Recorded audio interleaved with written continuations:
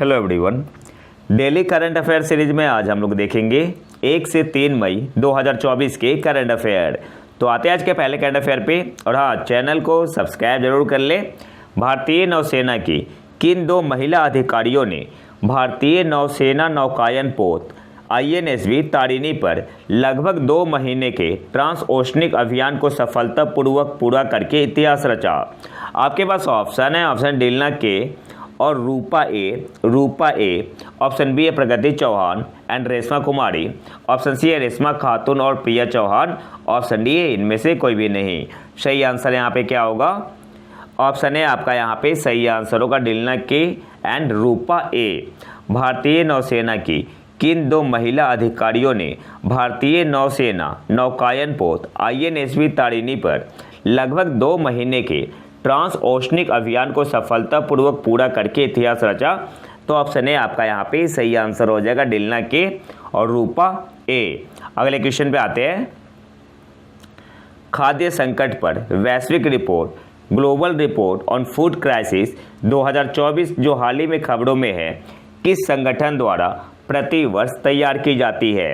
आपके पास ऑप्शन है, ऑप्शन है WHO, ऑप्शन बी है FAO, ऑप्शन सी है FSIN, ऑप्शन डी है नन ऑफ दीज इनमें से कोई भी नहीं।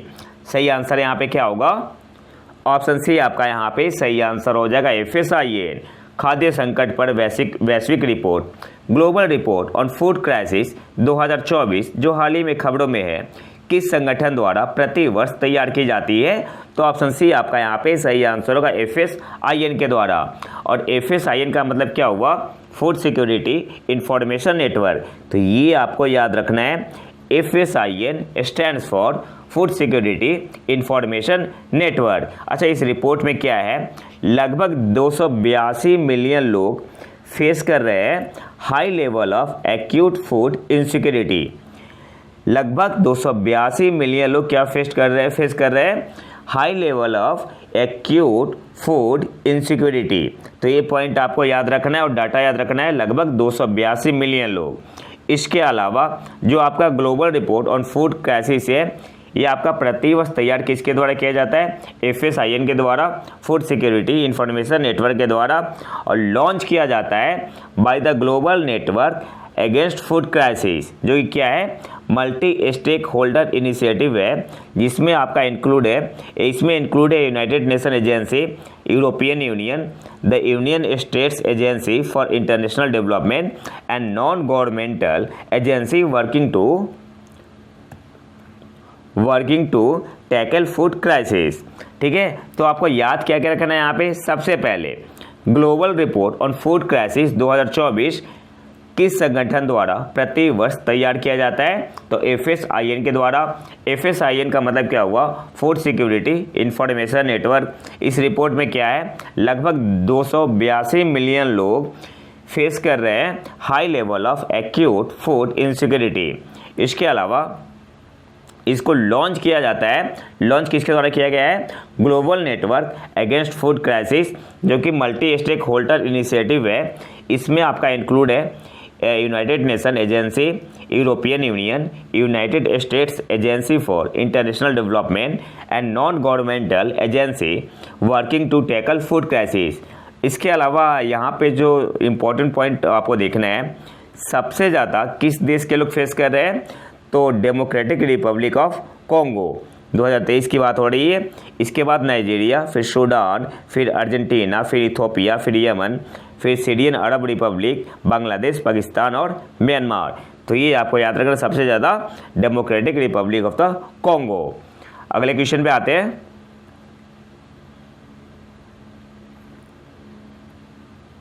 भारतीय ऐतिहासिक रिकॉर्ड आयोग, इंडियन हिस्टोरिकल रिकॉर्ड कमीशन, जिसे खबरों में देखा गया था, किस मंत्रालय के तहत कार्य कर रहा है? आपके पास ऑप्शन है, ऑप्शन ए गृह मंत्रालय, ऑप्शन बी है ग्रामीण विकास मंत्रालय, ऑप्शन सी है रक्षा मंत्रालय, ऑप्शन डी है संस्कृति मंत्रालय। सही आंसर यहाँ पे क्या होगा? ऑप्शन डी आपका यहाँ पे सही आंसर होगा संस्कृति मंत्रालय, मिनिस्ट्री ऑफ कल्चर। भारतीय ऐतिहासिक रिकॉर्ड आयोग, इंडियन हिस्टोरिकल रिकॉर्ड्स कमीशन, जिसे खबरों में देखा गया था, किस मंत्रालय के तहत कार्य कर रहा है? तो मिनिस्ट्री ऑफ कल्चर, संस्कृति मंत्रालय। ऑप्शन डी आपका यहाँ पे सही आंसर होगा। अच्छा, ये न्यूज में क्यों है? तो जो इंडियन हिस्टोरिकल रिकॉर्ड्स कमीशन है, इसने अपना लोगो और मोटो चेंज किया है। अच्छा, मोटो क्या है? मोटो आपसे एग्जाम में पूछ सकता है। तो मोटो क्या है? इंडियन हिस्टोरिकल रिकॉर्ड्स कमीशन का जो IHRC ने अडॉप्ट किया है न्यू लोगो एंड मोटो। तो इसका मोटो क्या है? यत्र इतिहासम भविष्यायम संरक्षिता। ठीक है, मोटो क्या है? यत्र इतिहासम भविष्यायम संरक्षिता। तो आपको मोटो याद रखना है। अच्छा, इस लोगो और मोटो को दिया किसने है, ये आपसे एग्जाम पूछ सकता है। मिनिस्ट्री ने इनवाइट किया था, तो किसने दिया है, किसका सिलेक्ट हुआ है? शौर्य प्रताप सिंह। नाम भी याद रखना है, शौर्य प्रताप सिंह ने, जो इन्होंने लोगो दिया है। अगले क्वेश्चन पे आते हैं। हाल ही में अंतर्राष्ट्रीय शतरंज महासंघ द्वारा ग्रैंड मास्टर की उपाधि से किसे सम्मानित किया गया? आपके पास ऑप्शन है। Option A Koneru Humpy, option B है वैशाली रमेश बाबू, ऑप्शन सी है रमेश बाबू प्रज्ञानंदा, ऑप्शन डी है इनमें से कोई भी नहीं। सही आंसर यहाँ पे होगा ऑप्शन बी, वैशाली रमेश बाबू। और कौन से नंबर की बनी है? 84th ग्रैंड मास्टर बनी है। ये इंपॉर्टेंट है, आपसे एग्जाम में पूछ सकता है। हाल ही में अंतर्राष्ट्रीय शतरंज महासंघ द्वारा ग्रैंड मास्टर की उपाधि से किसे सम्मानित किया गया? तो ऑप्शन बी आपका यहाँ पे सही आंसर होगा, वैशाली रमेश बाबू। कौन से नंबर की बनी है? 84th नंबर की। अगले क्वेश्चन पे आते हैं।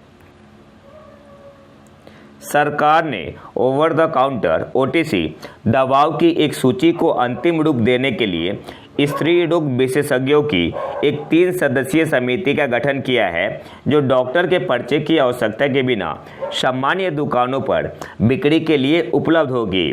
इस समिति की अध्यक्षता किसके द्वारा की गई? आपके पास ऑप्शन है। ऑप्शन है अतुल गोयल, ऑप्शन बी है रमेश बाबू, ऑप्शन सी है श्रीधर श्रीराम, ऑप्शन डी है के वेणुगोपाल। सही आंसर यहाँ पे क्या होगा? ऑप्शन है आपका यहाँ पे सही आंसर होगा अतुल गोयल।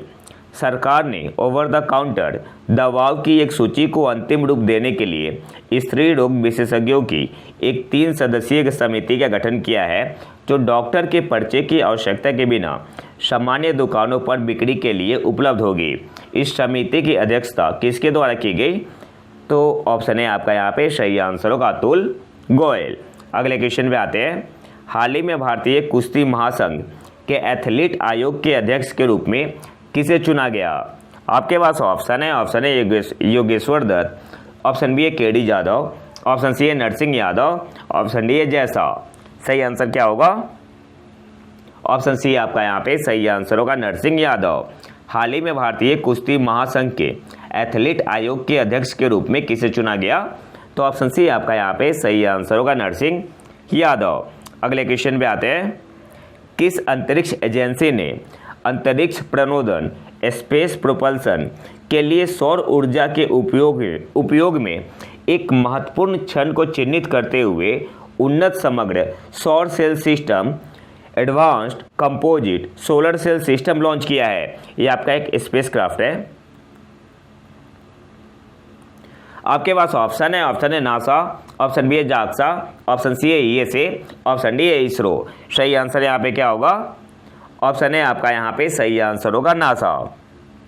किस अंतरिक्ष एजेंसी ने अंतरिक्ष प्रणोदन के लिए सौर ऊर्जा के उपयोग में एक महत्वपूर्ण क्षण को चिन्हित करते हुए उन्नत समग्र सौर cell system advanced composite solar cell system launch किया है? तो ऑप्शन है आपका यहाँ पे सही आंसर होगा नासा ने। इसके अलावा इसे किस रॉकेट से लॉन्च किया गया था? आपसे एग्जाम में पूछ सकता है। तो रॉकेट का नाम क्या है? किस रॉकेट से लॉन्च किया गया? Electron rocket. ये इंपॉर्टेंट है, याद रखना है। और कहाँ से लॉन्च किया गया? कहाँ से लॉन्च किया गया? तो न्यूजीलैंड से। तो ये सारे जो इम्पोर्टेंट पॉइंट है उसे आपको याद रखने हैं। अगले क्वेश्चन पे आते हैं। हाल ही में सुरक्षा मामलों के लिए जिम्मेदार उच्च पदस्थ अधिकारियों की 12वीं अंतर्राष्ट्रीय बैठक कहां आयोजित की गई? आपके पास ऑप्शन है। ऑप्शन ए नई दिल्ली, ऑप्शन बी है फ्रांस पेरिस, ऑप्शन सी है सेंट पीटर्सबर्ग रूस, option D none of these, इनमें से कोई भी नहीं। तो कहाँ पे की गई थी? सेंट पीटर्सबर्ग, जो कि रूस में है। ऑप्शन सी आपका यहाँ पे सही आंसर होगा। और भारत की तरफ से भारत की तरफ से किसने पार्टिसिपेट किया? तो national security adviser NSA Ajit Doval ji ने। हाल ही में सुरक्षा मामलों के लिए जिम्मेदार उच्च पदस्थ अधिकारियों की 12वीं, ये की पॉइंट है, 12वीं अंतर्राष्ट्रीय बैठक कहाँ आयोजित की गई? तो ऑप्शन सी आपका यहाँ पे सही आंसर होगा, सेंट पीटर्सबर्ग। अगले क्वेश्चन पे आते हैं। भारत सरकार द्वारा किस IIT को स्वदेशी रूप से विकसित कॉम्पैक्ट इन्वर्टर पर पेटेंट प्रदान किया गया? आपके पास ऑप्शन है IIT Jodhpur, option B IIT Gandhinagar, option C IIT Ropar, option D IIT Patna. सही आंसर क्या होगा? ऑप्शन डी आपका यहाँ पे सही आंसर हो जाएगा, IIT पटना। अगले क्वेश्चन पे आते हैं। हाल ही में खबरों में रही हैंगर श्रेणी की पनडुब्बियाँ किस देश द्वारा लॉन्च की गई है? आपके पास ऑप्शन है USA, ऑप्शन बी है चीन, ऑप्शन सी है UAE, ऑप्शन डी है रूस। सही आंसर यहाँ पे होगा ऑप्शन बी चीन। हाल ही में खबरों में रही हैंगर श्रेणी की पनडुब्बियाँ किस देश द्वारा लॉन्च की गई है? तो चीन के द्वारा। और ये चीन किसके लिए बना रहा है? पाकिस्तान के लिए। इनका अलग ही चलता है। अगले क्वेश्चन पे आते हैं। हाल ही में समाचारों में देखी गई आर्मी टैक्टिकल मिसाइल सिस्टम क्या है? अच्छा, न्यूज में की हुए तो USA ने यूक्रेन को दिया है, USA ने यूक्रेन को दिया है। आपके पास ऑप्शन है, अच्छा यहाँ मैं सीधे आंसर बता रहा हूँ, तो ऑप्शन है आपका यहाँ पे सही आंसर होगा, surface to surface artillery weapon. हाल ही में समाचारों में देखी गई आर्मी टैक्टिकल मिसाइल सिस्टम क्या है? तो ऑप्शन है आपका यहाँ पे सही आंसर होगा, surface to surface artillery weapon. और इसे बनाया किसने? कौन सी कंपनी बनाती है इसे? Lockheed Martin. तो ये सारे की पॉइंट आपको याद रखने हैं। अगले क्वेश्चन पे आते हैं। भारत ने S-400 ट्रैम्प सतह से हवा में मार करने वाली मिसाइल प्रणालियों की 5 इकाइयों को हासिल करने के लिए किस वर्ष रूस के साथ 5.5 बिलियन अमेरिकी डॉलर के समझौते पर हस्ताक्षर किए थे? आपके पास ऑप्शन है 2015 में, ऑप्शन बी है 2017 में, ऑप्शन सी है 2018, ऑप्शन डी है 2021। तो सबसे पहले तो आपको याद रखना है जो S-400 है भारत कौन से देश से लेता है? रूस से। और ये जो साइन हुआ था एग्रीमेंट, समझौता, कब हुआ था? 2018 में।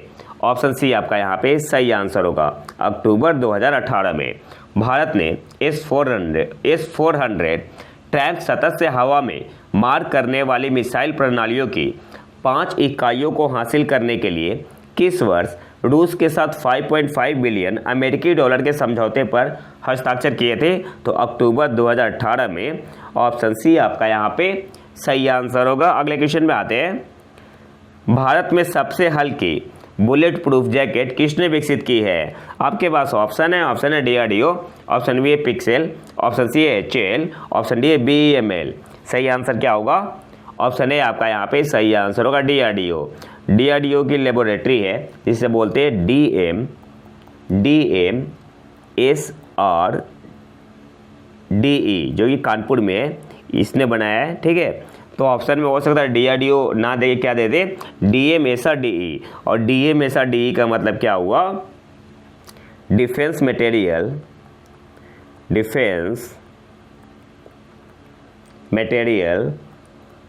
एंड स्टोर्स रिसर्च एंड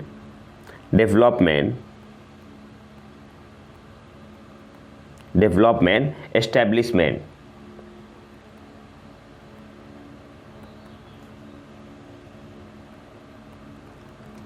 अगले क्वेश्चन पे आते हैं। हाल ही में खबरों में दिखे राजा रवि वर्मा किस क्षेत्र से जुड़े थे? तो ऑप्शन सी आपका यहाँ पे सही आंसर होगा, चित्रकारी और कला से। हाल ही में खबरों में दिखे राजा रवि वर्मा किस क्षेत्र से जुड़े थे? ऑप्शन सी आपका यहाँ पे सही आंसर होगा, चित्रकारी और कला। अच्छा, ये न्यूज में क्यों है? तो राजा रवि वर्मा जी है, तो इनके भी हाल ही में 176 बर्थ एनिवर्सरी मनाई गई। ठीक है, और इनकी एक बुक है Indulekha, the first true copy of Ravi Varma's Indulekha to be unveiled. ठीक है, तो इनकी पहली ट्रू कॉपी रवि वर्मा की जो कि इंदु लेखा है इसे अनवेल किया गया, इसलिए आपका न्यूज में बना हुआ है। अगले क्वेश्चन पे आते हैं।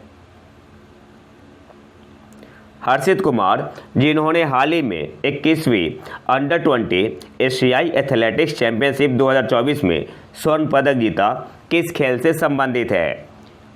आपके पास ऑप्शन है मुक्केबाजी, ऑप्शन बी है हैमर थ्रो, ऑप्शन सी है शतरंज, ऑप्शन डी है नन ऑफ दी, जिनमें से कोई भी नहीं। सही आंसर क्या होगा? ऑप्शन बी आपका यहाँ पे सही आंसर होगा hammer throw.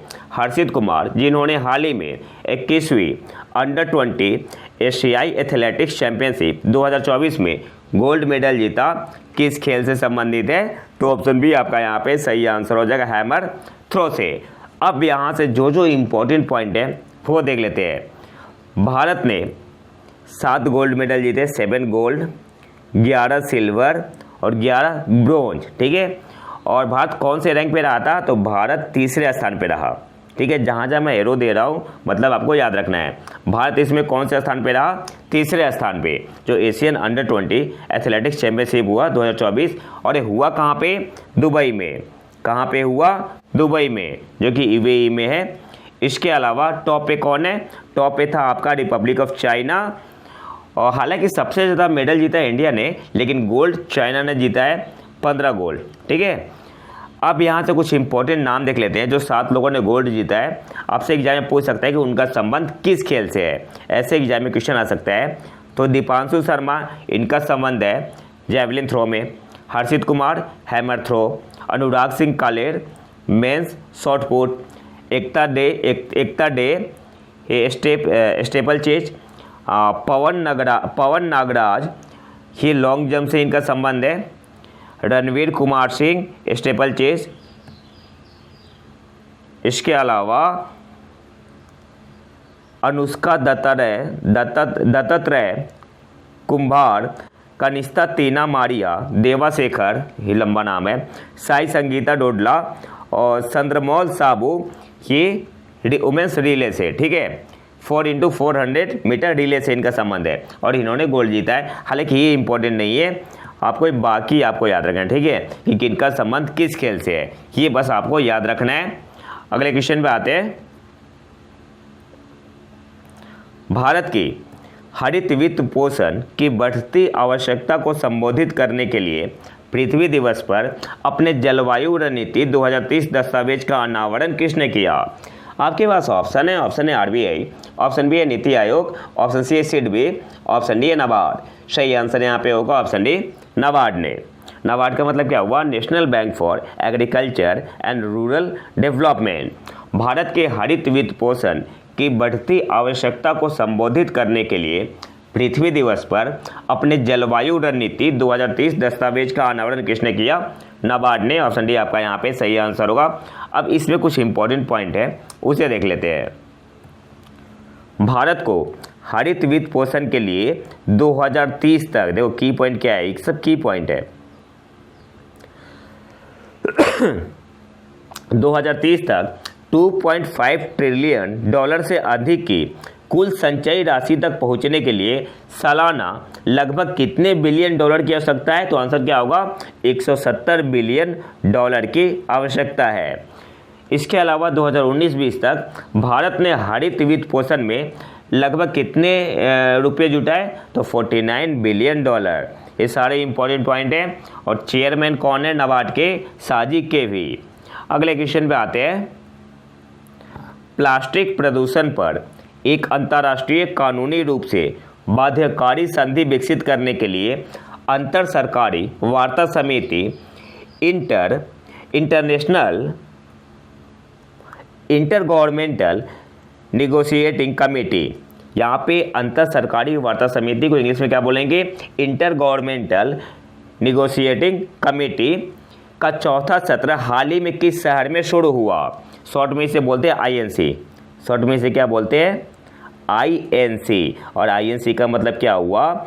Inter governmental negotiating committee. और इसका चौथा सत्र हाल ही में किस शहर में शुरू हुआ? तो ओटावा में। ऑप्शन है आपका यहाँ पे सही आंसर होगा। ओटावा आपका कहाँ पे है? कनाडा में। ओटावा आपका है कहाँ पे? कनाडा में। प्लास्टिक प्रदूषण पर एक अंतर्राष्ट्रीय कानूनी रूप से बाध्यकारी संधि विकसित करने के लिए अंतर सरकारी वार्ता समिति का चौथा सत्र हाल ही में किस शहर में शुरू हुआ? तो ओटावा, कनाडा में। ऑप्शन है आपका यहाँ पे सही आंसर होगा। और इसका पांचवा कहाँ पे होगा? INC 5 कहाँ पे होगा? INC 5 तो ये आपका होगा बुसान में, ठीक है। INC 5 कहाँ पे होगा? बुसान में। और बुसान कहाँ है? साउथ कोरिया, साउथ कोरिया में। अगले क्वेश्चन पे आते हैं। हाल ही में शिपिंग मंत्रालय द्वारा किस बंदरगाह को भारत के पहले ट्रांसशिपमेंट पोर्ट के रूप में मंजूरी दी गई है? आपके पास ऑप्शन है मुंबई पोर्ट, ऑप्शन बी है कांडला पोर्ट, ऑप्शन सी है विंझीगम बंदरगाह, ऑप्शन डी है इनमें से कोई भी नहीं। तो अदानी ग्रुप का है। ऑप्शन सी आपका यहाँ पे सही आंसर होगा, विंझीगम बंदरगाह। हाल ही में शिपिंग मंत्रालय द्वारा किस बंदरगाह को भारत के पहले ट्रांसशिपमेंट पोर्ट के रूप में मंजूरी दी गई है? तो ऑप्शन सी आपका यहाँ पे सही आंसर होगा, विंझीगम बंदरगाह, अडानी ग्रुप का है। अगले क्वेश्चन पे आते हैं। किस संस्थान के शोधकर्ताओं ने एक उच्च ऊर्जा उच्च शक्ति हाइब्रिड सोडियम आयन बैटरी विकसित की है जो सेकंड में चार्ज करने में सक्षम है? तो ऑप्शन बी आपका यहाँ पे सही आंसर होगा, Korea advanced institute of science and technology, short में से बोलते हैं KAIST। किस संस्थान के शोधकर्ताओं ने एक उच्च ऊर्जा उच्च शक्ति हाइब्रिड सोडियम आयन बैटरी विकसित की है जो सेकंड में चार्ज करने में सक्षम है? तो ऑप्शन बी आपका यहाँ पे सही आंसर होगा, Korea advanced institute of science and technology. सही आंसर क्या हो जाएगा? Option B. और आज के आखिरी करंट अफेयर पे आते हैं। हाल ही में किस देश ने तीरंदाजी विश्व कप में पुरुषों की रिकर्व स्पर्धा में स्वर्ण पदक जीता? तो ऑप्शन बी आपका यहाँ पे सही आंसर होगा, भारत ने। और भारत ने हराया किसे था? साउथ कोरिया, दक्षिण कोरिया को। किसे हराया? दक्षिण कोरिया को। हाल ही में किस देश ने तीरंदाजी विश्व कप में पुरुषों की रिकर्व स्पर्धा में गोल्ड मेडल जीता? तो ऑप्शन बी आपका यहाँ पे सही आंसर होगा, भारत। और ये हुआ कहाँ पे था? संघाई में, संघाई में। और भारत ने पहली बार जीता है साउथ कोरिया को हराकर 14 साल बाद, 14 साल बाद। तो इसलिए आपका इंपॉर्टेंट है, एग्जाम में पूछ सकता है। और जो आपका इंडियन मेंस रिकर्व टीम में कौन थे? तो धीराज बोमादेवरा, तरुणदीप राय और प्रवीण जाधव। तो ये भी आपको याद रखना है, इनका संबंध किस खेल से है? तो आपका क्या बोलते हैं? तीरंदाजी से है। किसको हराया? साउथ कोरिया को भारत ने हरा के गोल्ड मेडल जीता। किसमें? तीरंदाजी विश्व कप में पुरुषों की रिकर्व स्पर्धा में। तो ये तो था हमारा आज का लेक्चर। अगर आपको इसका PDF चाहिए तो आप हमारे टेलीग्राम चैनल प्रतीक IQ करेंट अफेयर को ज्वाइन कर सकते हैं। वहाँ पे आपको करेंट अफेयर के क्विज के साथ साथ जनवरी से दिसंबर 2023 का करंट अफेयर मिल जाएगा। इसके अलावा जनवरी से अप्रैल 2024 का भी करंट अफेयर कंपाइलेशन मिल जाएगा। तो अगर वीडियो पसंद आए तो लाइक करें और चैनल को सब्सक्राइब जरूर कर लें। मिलते हैं नए वीडियो में नए टॉपिक के साथ। तब तक के लिए नमस्कार, जय हिंद।